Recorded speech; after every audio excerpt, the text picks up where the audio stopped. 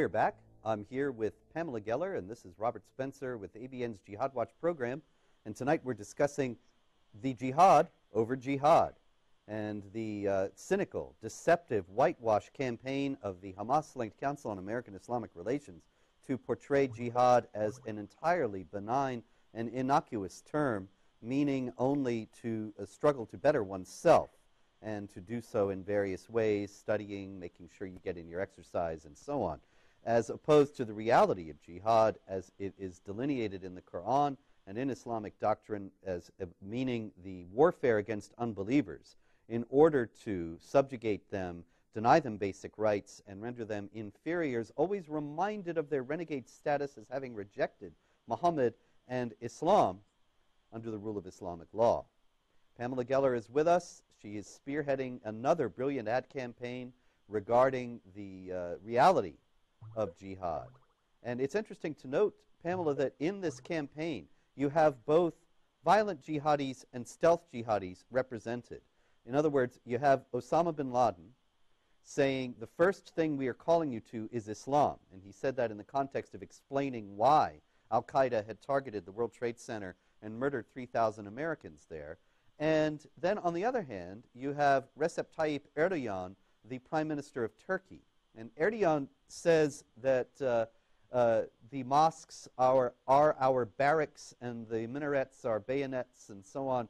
And yet he is not a violent jihadist. But he is nonetheless unmistakably one who shares this same ideology. Is that correct?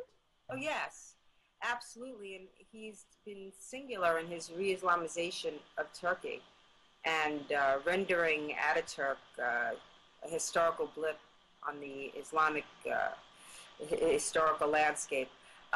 Look, this usage of jihad is much more influential and it's much more widespread among Muslims worldwide than the benign and whitewashed understanding of it being pushed by the Hamas group CAIR. And the fact that some Muslims don't think of jihad as involving violence does not cancel out the fact that so many more of them do. And our AFDI campaign intends to shine the light of truth, to break through this relentless disinformation campaign of CAIR. It's essential that we do this because what's essentially happening is the American people are being disarmed. They're being disarmed in this war, and as in any war, there are many theaters. There are many fronts, there are many theaters, and the war of propaganda, of disinformation, I think is the most critical war, and some of the most evil and effective totalitarian regimes in history have always understood that. Look at the Nazis. They had an entire ministry of propaganda. Goebbels headed that up. He was the minister of propaganda. They understood very well, and they hired, Lena. I forget her last name. Leni Riefenstahl. Thank you. Right. That's right. Riefenstahl. It's just like learning these Nazi names. They don't roll off my tongue. But it wasn't just the news. It was also the culture. Look, there was a time that America understood this. During World War II, we had a War Department, and some of the greatest directors in American history, in the golden age of cinema, worked for the War Department, whether it was Frank Capra or John Ford, Orson Welles. They understood the power of ideas. Now, you have a Hollywood that's basically, in the tank for the jihad force. You have, on the other hand, you have Al Jazeera, which is by and large the propaganda organ of the Muslim Brotherhood, of Al-Qaeda. Even if you've seen the movie Zero Dark 30, one of the determining factors in, evaluating whether the hideout in Abbottabad was Osama bin Laden was the fact that it was so close to an Al Jazeera bureau. And here we have them coming to the United States, buying current TV. Many people thought it was outrageous that they would spend $500 million on a network that essentially reached 85,000 people.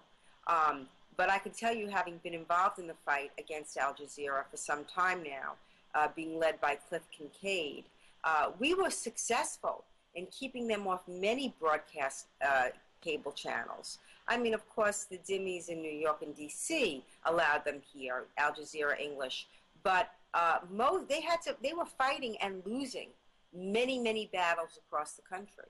And what they did with this $500 million is they bought immediate access. They leapfrogged over the process. And so it was cheap at the price, cheap at the price. And so I cannot understate how important these campaigns are. We've done a number. When CAIR was running a Quran campaign, trying to pull verses that had been abrogated, canceled out, superseded by the more violent. We ran Quranic text campaigns. We've run ads, you know, of course, the Savage ad everybody knows, and we had not only just support Israel, but we had support, you know, the Hindus and support the Coptic Christians. People don't know about this because the media is not reporting on the relentless persecution of Coptic Christians in Egypt and in Nigeria, the Christians in Nigeria, and the Buddhists in Thailand. I actually have a piece this week on the jihad in Thailand. Again, media is not discussing what's happening. The mass slaughter of Buddhists. Our campaigns, I think, are essential, are critical. I wish they were better funded. You know, it doesn't get the kind of support that it should for what we're achieving. I think it's singularly the most effective counter-jihad cultural campaign. Actually, the only cultural. Indeed. But very important. I don't suspect that we'll get anywhere near the publicity that the CAIR, the Hamas group, does. And the publicity that we get will be negative publicity. But again, I don't worry so much about this, and I'm not going to whine about how unfair the war is. All is fair in love and war, and this is the battlefield. It's not a level playing field, which is fine. I believe there are people that will never be able to reason with.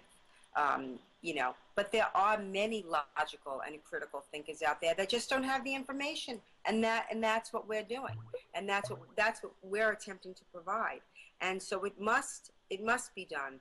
They take it very seriously, this information war. I don't think Americans, you know, particularly in the media and in the entertainment fields, understand just how critical it is. I think that everything happens as a result of the war of ideas. All the bloodshed and the bombs, the bullets and so forth is a result of what happens in this war. So its importance cannot be understated.